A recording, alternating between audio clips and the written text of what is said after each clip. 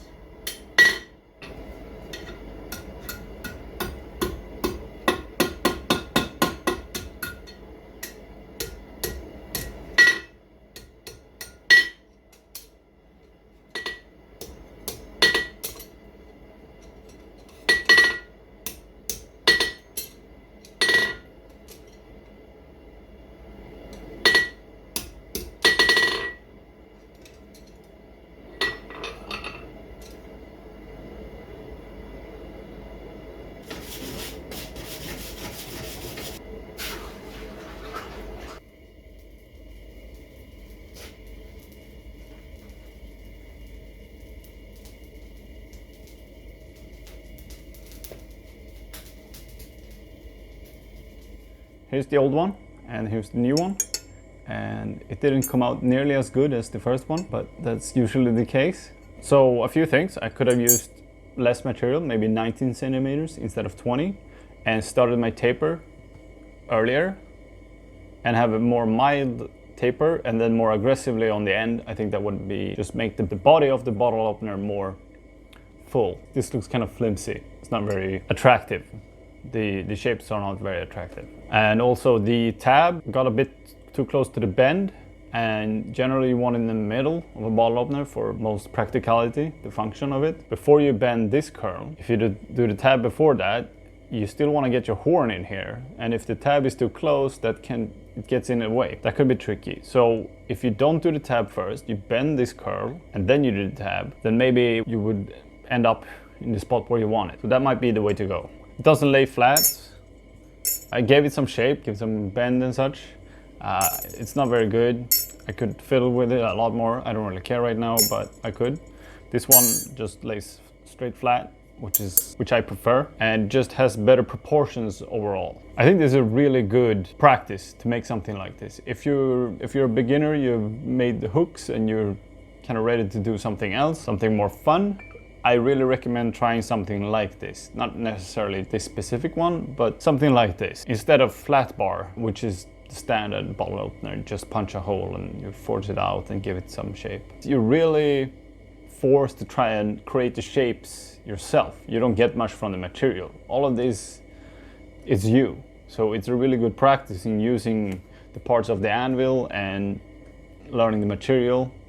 And proportions matters a lot. That's also why you should try and make drawings before you forge something. Get the proportions correct. It's an easy way to see if something is off. But yeah, I recommend this. Let's see if it works. Works great.